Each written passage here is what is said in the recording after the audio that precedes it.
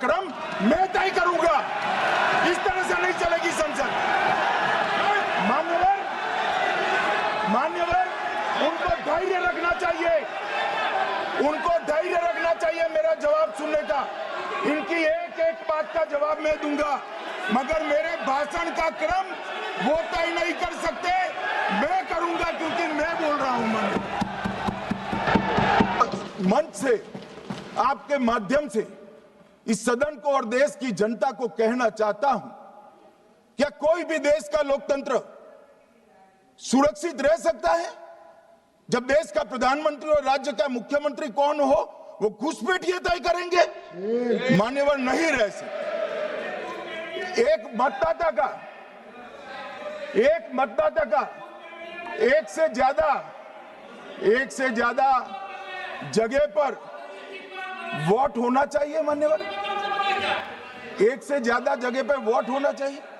जो लोगों का मृत्यु हो चुका है, मान्यवर, जिन लोगों का मृत्यु हो चुका है उनका वोट मतदाता सूची में होना चाहिए। मान्यवर, ये SIR और कुछ नहीं है, मतदाता सूची का शुद्धिकरण है।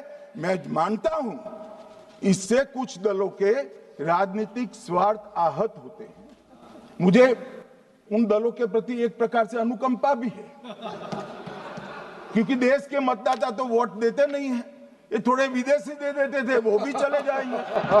मगर मान्यवर, क्या हमने भारत के नाते निर्णय करना पड़ेगा कि इस देश की संसद को चुनने के लिए, राज्य की विधानसभा को चुनने के लिए विदेशी को वोट देने का अधिकार देना है या नहीं देना है? और मेरा मत है, मेरा विनम्र मत है मान्यवर, कि ये नहीं देना चाहिए।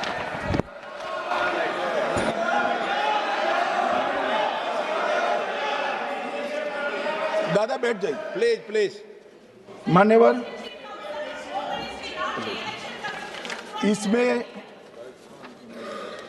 इसमें कानूनी स्थिति का प्रश्न नहीं है। अभी सांसद महोदया बोला कि इलेक्शन कमीशन का अधिकार नहीं है। लाल बाबू हुसैन 1995 में एक वाद हुआ मान्यवर, भारत की सर्वोच्च अदालत तक वो वाद पहुंचा। लाल बाबू हुसैन बनाम मतदाता रजिस्ट्रेशन ऑफिसर 1995 में इसका जजमेंट आया और उसमें अदालत ने स्पष्ट कहा, देश की सर्वोच्च अदालत ने कहा, मैं नहीं कह रहा, जहां मतदाता का नाम दर्ज किया जाना है वहां रिटर्निंग ऑफिसर ये सुनिश्चित कर सकता है कि आवेदक भारत का नागरिक है या नहीं है। ये लोग जो कहते हैं इलेक्शन कमीशन कैसे तय करेगा, ये इनकी ड्यूटी है और ये हमारा निर्णय नहीं है, भारत की सर्वोच्च अदालत का निर्णय है और हम सब भारत की सर्वोच्च अदालत के निर्णय से बंधे हुए हैं। किसी को भी अगर वेरीफाई करना है तो लाल बाबू हुसैन बनाम मतदाता रजिस्ट्रेशन ऑफिसर 1995 का जजमेंट निकालकर मान्यवर दे दे। मान्यवर, विपक्ष के नेता राहुल गांधी जी ने 5 नवंबर 2025 को एक प्रेस कॉन्फ्रेंस में परमाणु बम फोड़ा। अब वो परमाणु बम के अंदर उन्होंने कहा कि हरियाणा में एक ही घर में 501 वोट पड़ गए। चुनाव आयोग ने इतनी स्पष्टता करी कि हाउस नंबर 265 कोई छोटा मकान नहीं है और 1 एकड़ का पुश्तैनी प्लॉट में अनेक परिवार बस रहे, मगर वहां हर परिवार के घर का नंबर नहीं दिया गया है, इसलिए सब जगह हाउस नंबर 501 दिया गया और एक परिवार की तो 3 पीढ़ियां साथ में रह सकती है। और पुराने नंबर से ही जब हरियाणा में कांग्रेस की सरकार चुनी गई तब से ये नंबर इसी तरह से चल रहा है। ये ना कोई फर्जी घर है ना फर्जी वोटर है। मान्यवर, वोट चोरी का नैरेटिव बनाने के लिए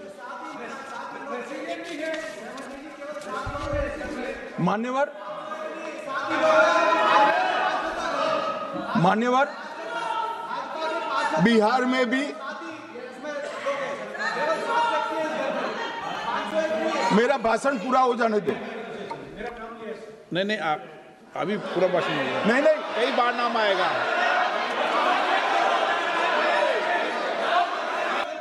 एक मिनट मान्यवर, मेरा विपक्ष के नेता से एक निवेदन है कि 2 मिनट सुन ले मुझे, बाद में उनको बोलने का मौका दीजिए। मान्यवर 2 मिनट। मान्यवर, मेरा आपसे विनम्र निवेदन है, मैं आधी रात तक बैठने के लिए तैयार हूं, मुझे कोई आपत्ति नहीं। मेरा भाषण समाप्त हो जाए, अरे सुनिए ना भाई, सुनो ना, 2 बड़े बोलते हैं तब बीच में नहीं बोलते। मान्यवर, मेरा भाषण समाप्त हो जाए। प्लीज नहीं।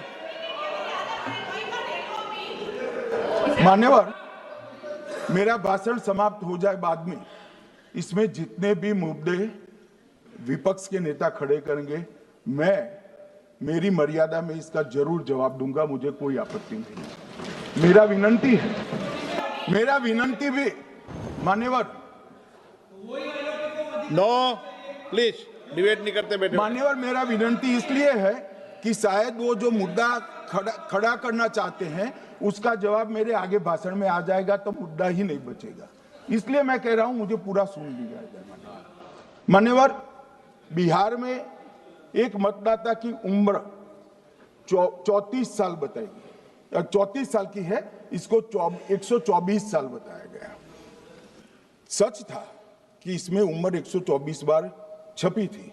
बाद में मिंता देवी जी ने खुद बताया कि उन्होंने ऑनलाइन आवेदन किया था और वो ऑनलाइन आवेदन करने में गलती हो गई, इसके कारण उम्र 124 बार साल छपी थी। अब इसके आधार पर मतदाता सूची पर प्रश्न कर दिए। सुबोध कुमार नवादा, प्रेस कॉन्फ्रेंस में कहा गया कि एक राजनीतिक दल के बीएलए है, इनका नाम कभी आया ही नहीं, वो भी सच नहीं निकला। रंजू देवी रोहतास, उनको कहा कि एक कार्यकर्ता, उन्होंने बाद में रंजू देवी जी ने स्टेटमेंट दिया, जबरन बुलाकर उनकी वोटर लिस्ट से नाम काट लिया गया, ऐसा आरोप हुआ। तो रंजू देवी ने यही कहा कि कांग्रेस के कार्यकर्ताओं को कहने पर मैंने गलत जानकारी दी थी। मान्यवर, ये जो प्रेस कॉन्फ्रेंस हुई और उसने जिस प्रकार का देश में माहौल बनाया, चलो ये तो मैंने आरोप जो लगाए थे और सत्य क्या है कहा, मगर मैं विपक्ष के नेता ने जो प्रेस कॉन्फ्रेंस में कहा कि मतदाता सूची ठीक नहीं है, इसको सुधार करना चाहिए, तो भाई गहन पुनर्निरीक्षण क्या है, एसआईआर क्या है, मतदाता सूची का सुधार करने की प्रक्रिया है, और वो कर रहे हैं तो भी विरोध कर रहे हैं, पुरानी मतदाता सूची कर रहे हैं तो भी विरोध कर रहे हैं। भाई मतदाता सूची पुरानी हो या नहीं, आपका हारना तय है, ये मतदाता सूची से नहीं होगा। मान्यवर, उन्होंने कहा, अपने लॉजिक के समर्थन में कहा कि भारतीय जनता पार्टी को कभी एंटी इनकम्बेंसी का सामना नहीं करना पड़ता। मान्यवर, एंटी इनकम्बेंसी इनके खिलाफ होती है जो जनहित के विरुद्ध काम करे। ये बात सही है कि भाजपा को एंटी इनकम्बेंसी का फायदा विरोध बहुत कम करना पड़ता है। हमारी सरकारें बार बार चुनकर आती हैं, चाहे राज्य में है या केंद्र में, परंतु ऐसा नहीं है कि हम 2014 के बाद एक भी चुनाव नहीं हारे। छत्तीसगढ़ में 18 में हारे, राजस्थान में 18 में हारे, मध्य प्रदेश में 18 में हारे, कर्नाटक में भी 14 के बाद हारे, तेलंगाना में हम जीत नहीं पाए, चेन्नई में हम जीत नहीं पाए, बंगाल में भी हम हारे। भाई तो तब तो ये मतदाता सूची बहुत अच्छी होती है, टप से नए कपड़े पहनकर आप शपथ ले लेते हो। उस वक्त मतदाता सूची का विरोध नहीं करते हो, और जब मुंह की पटखनी पड़ती है बिहार की तरह, तब मतदाता सूची का विरोध करते हो। माननीय मेरे दोहरे मापदंड नहीं चलेंगे लोकतंत्र में। जब आप जीतते हो तब चुनाव आयोग महान है, जब आप हारते हो तो चुनाव आयोग निकम्मा है, बीजेपी का कहने पर चलता है। जब आप जीतते हो मतदाता सूची अच्छी है, मतदाता सूची अच्छी है, और जब आप हारते हो तो मतदाता सूची खराब है। मान्यवर, मुझे कोई आपत्ति नहीं, इस प्रकार का भ्रांति फैलाए तो फैलाए। मेरा दायित्व है कि इस देश की जनता को एक ड्यूअल स्टैंडर्ड की जानकारी देना, जो मैं आज इस सदन में खड़े होकर दे रहा हूं। मान्यवर, आगे पर भी मैं इस विषय को कहूंगा, और ढेर सारे आरोपों के मेरे पास जवाब है। जो 3 प्रेस कॉन्फ्रेंस में, एक सादा प्रेस कॉन्फ्रेंस, एक एटम बम वाला प्रेस कॉन्फ्रेंस, एक परमाणु बम वाला, ये तीनों में क्या हुआ, इसके सारे जवाब मेरे पास है। मान्यवर, अब ये कहते हैं कि 2-2 जगह है, 2-2 जगह मतदाता है। मान्यवर, किन किन लोगों के 2-2 जगह मतदाता, मैं इसमें जिनके नाम 2 जगह रजिस्टर्ड है उसका दोष नहीं निकालता मैं, क्योंकि एक जगह से कोई व्यक्ति दूसरी जगह गई तो 2010 के बाद इसको डिलीट करने का अधिकार आरओ के पास से ले लिया गया।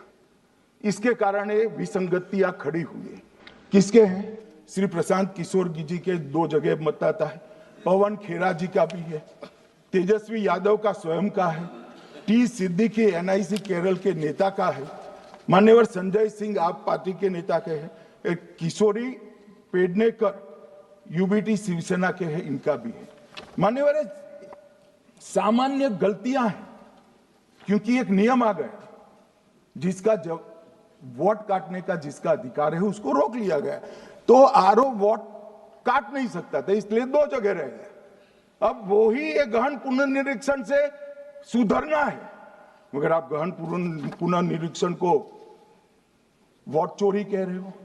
मान्यवर, वोट चोरी किसको कहते हैं वो मैं बताना चाहता हूं, और हमारे यहां कुछ परिवार ऐसे हैं जो पुश्ते नहीं वोट चोरी करते। अच्छा, बोलिए आप। हाँ, बोले आप, बोले। हाँ, बोले आप, बोले। स्पीकर सर, मेरा कल एक सवाल था, जो हिंदुस्तान के इतिहास में पहली बार डिसीजन लिया गया कि इलेक्शन कमिश्नर्स को फुल फुल इम्यूनिटी दी जाएगी। ठीक है, ये है ना, इसका जवाब भी दें। इसका पीठ में खत्म नहीं किया सर। इसके पीछे जो थिंकिंग थी वो हमें सबसे पहले बताएं। ठीक है। दूसरी बात, नहीं, हरियाणा की जहां इन्होंने बात की, इन्होंने एक उदाहरण लिया, वहां पर अनेक उदाहरण हैं। वो भी आपने दिया था ना, 19 वो भी आपने दिया था, इसलिए दिया वो भी। 19 लाख वहां पे फेक लोग, वो उदाहरण आपने दिया था, इसलिए उनका जवाब दिया। और ये भी हमें बता दीजिए, actually let us have a debate on my press conference. Let us go. Let us have very good idea. Let us have a debate on my press conference. Amit Shah ji, I challenge you to have a debate on the 3 press conferences. Please. ठीक है, बैठ जाइए, बैठ जाइए। माननीय, please माननीय, आपने बात करी, प्लीज।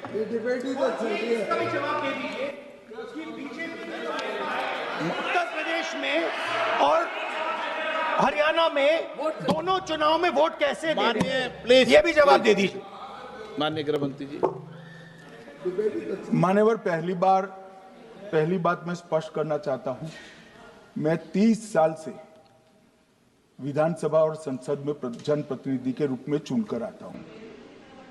मुझे लंबा अनुभव है संसदीय प्रणाली का।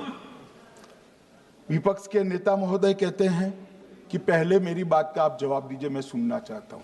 आपकी मुनसफी से संसद नहीं चलेगी, मेरे आप बोलने का क्रम मैं तय करूंगा, इस तरह से नहीं चलेगी संसद।